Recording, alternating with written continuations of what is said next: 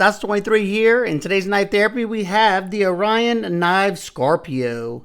I reviewed its bigger brother, the Solaris, and I absolutely love that knife, so I was excited to check this one out.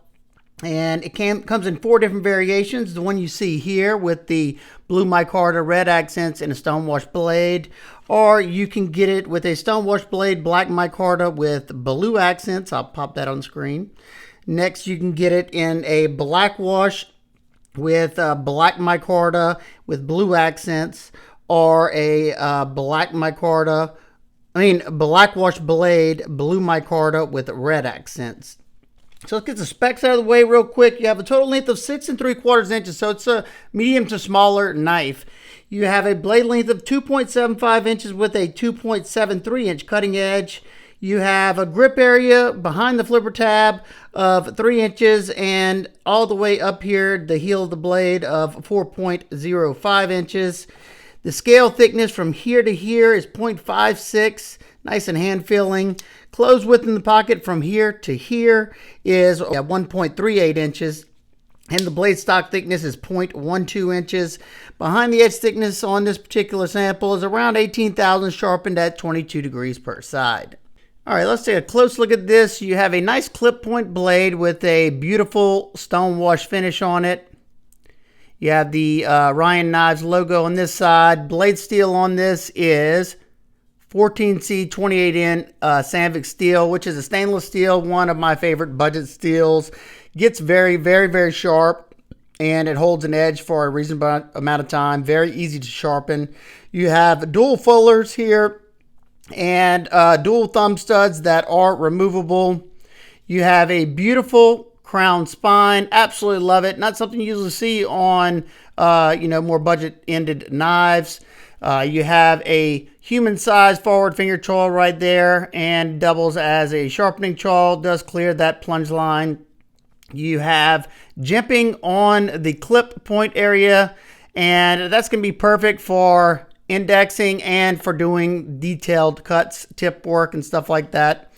You have a high flat grind on this, coming down to a fairly thin edge. Now I think it's time to test out that performance.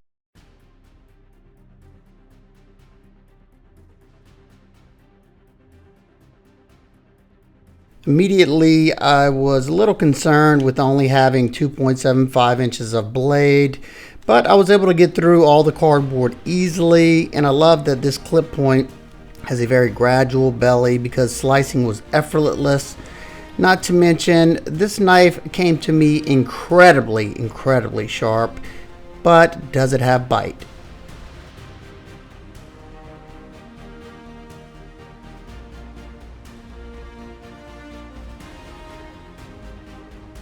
Now it's time to test the ergos and how well that edge is biting. First, right off the back, I was able to make very, very fine curls with minimal pressure. Perfect blade shape for that. And I was able to choke up right to that edge, and that was my sweet spot. It was super comfortable. I felt locked in, and I was able to apply a lot of force into the wood. And detail work is also something that this is going to be really, really good at. Anytime you can get a nice grip, everything's comfortable. I didn't have any hot spots whatsoever. And that was the same with his larger version, the Solaris. So loved it.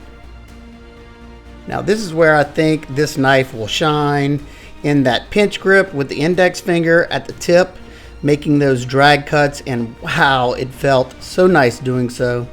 I could also feel how incredibly sharp it was near that tip. It was making sharp work of pretty much every material I put in front of it, and that sharp blade length is definitely capable. I mean, it's able to span the wider tubing right there. And when I get to the denim, now it's going to be time to see how much how much toothiness that edge has, and yeah. First slice, you'll see coming up in a second, that first slice into the denim, it grabbed onto the denim very quickly and effortlessly, and I was kind of worried that it was too thick for such a small blade. No problem whatsoever. I mean, very, very nice amount of belly to do these cuts, and it was just a joy doing it. Now we move on to the 1/2-inch twisted sisal rope, and that toothy edge along with the belly makes this test not suck so bad. It can suck really bad sometimes, especially when the edge doesn't have any bite to it. This edge felt great. I was only applying medium pressure to get through the rope, and did a lot of push cuts. You got just that slight up curve, you got a low tip there, so cutting on this flat surface was a breeze. Felt really comfortable, locked in the pinch grip, and that micarta really gave me some extra grip as well. This is where I started to cut a certain length of rope just so I didn't tear up my hand so much.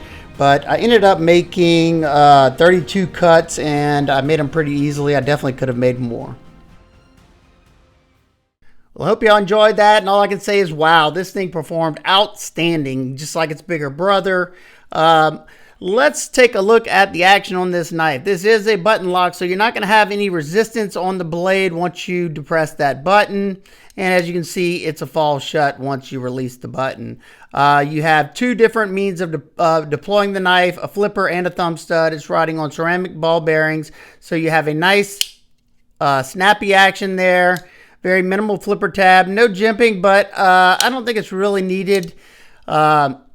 You have easily accessible thumb studs, very, very nice. You can slow roll it. And if you want to use that fuller, sometimes you can do it. It's a lot easier though, just to use those thumb studs. Now it is, I'm pretty sure it's just tip up. No, it is tip up left or right hand carry, and easily accessible on the left side, and to disengage that lock. And the flipper is easy to use as well. Now let's take a look at these scales. On this particular one, you have a blue, like a canvas micarta that has the texture still there. Very, very grippy. I love the feeling of it. You have red accents, aluminum accents on this one that look really nice. Your backspacers, red aluminum as well. And you can also buy the different color accents on his site. I will have links down below to everything you need to know about the knife. Your hardware is T8 throughout. Excellent job there. You have a somewhat stylized pivot here, and your T8 is on this side. You have a milled titanium pocket clip. It functions nice. Let's see it in the pocket real quick. There it is. You don't have a whole lot of lip there, but I didn't have any problems getting it in my jeans or my lightweight shorts that I wear quite often. And it hugs the side of the pocket nicely. That minimal flipper tab kind of stays out of the way. Now, if you have other stuff in there, it may be rubbing against whatever's in there. Not a whole lot sticking out for not being a deep carry clip. You know, that's just the price you pay with a milled titanium clip usually. You have a hidden lanyard post right there. Your liners, stainless steel liners, are pretty much mirror polished. I don't know if you can see that in the video. I like how he didn't add an extra hole there, especially on a smaller knife. Let's open it up and check out the inside. You definitely have a lot of internal milling to save on weight. Let's check it out on the scale real quick. First off, in grams, 98.9 grams and 3.48 ounces, which is perfectly acceptable for me. Now let's check out that lockup. Like I said, it is a button lock, and when I say rock solid, I can't muscle any up and down or any left and right, which is pretty unusual, especially for a button lock under $100. This thing locks up like a bank vault, comfortable to disengage. There isn't any recess right there, but I mean, you got to be deliberate to push that button down. Your blade centering is dead on. The blade to handle ratio is almost 1-to-1. You got it pretty much as far as you could without having been able to come in contact in the closed position. So like seeing that.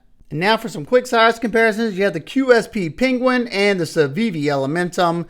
It's just a little bit shorter than both of these. You got a good bit more blade length on the Penguin and a little bit more blade length on the Elementum.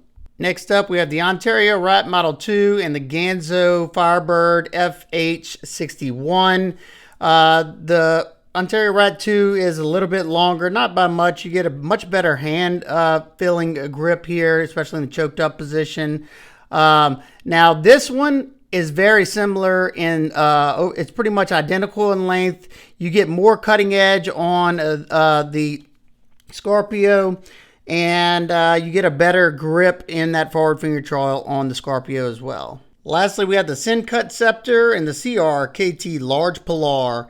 The Scepter is identical in length, and the Large Pilar is very similar in hand, the way it feels in hand. Very, very similar, except you have more thickness in the Scorpio, and it feels way better, I think.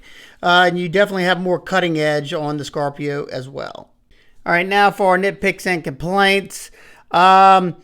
I think I would have loved to see some fine cut jimping there. Just whenever I don't have gloves on, it would have made it a little bit more comfortable and grippy. It's grippy enough there, but I just think it would have been a little bit nicer with fine jimping there.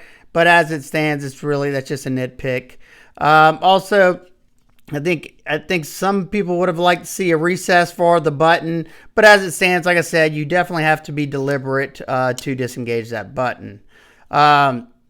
Pocket clip is fine, you know, as long as you're not wearing some super thick pants. You may have to lift this. The spring tension on it's good, but like I said, you're getting the mill clip, you know, and people would complain because it has, you know, just a regular deep carry clip. So love it. Awesome second design coming from Orion Knives. And I don't know if I said it before, this knife comes in at $85. Now, some people say, oh, that's high. Okay, this is a small batch, small company. Mr. Blade Banter, David, he is the man behind Orion Knives, and he definitely tried to do whatever he could to get the price to an affordable price. I think $85 is definitely fair. Once you get one of these in hand, you'll see what I'm talking about. It's super ergonomic, super comfortable, really, really good action, good button lock, and the blade performed outstanding on here. So if you're looking for a good performer that's comfortable, you know, that's a little bit smaller, here you go. If you have any questions, comments, concerns, please leave them down below. I hope everybody's having an absolute amazing day. I will see y'all on the next one. Peace.